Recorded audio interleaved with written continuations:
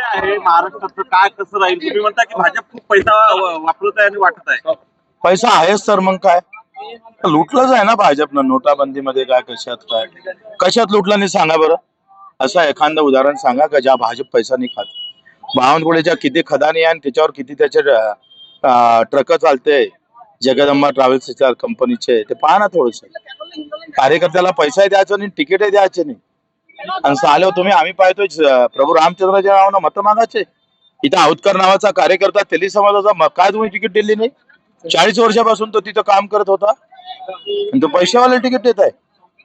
अरे आमची सत्ता जर केंद्रात राज्यात असते ना तर रिक्षावाला आम्ही महापौर केला असता इथला ही ताकद ठेवली असती. पण यांची मर्दांगी संपली आहे सगळं.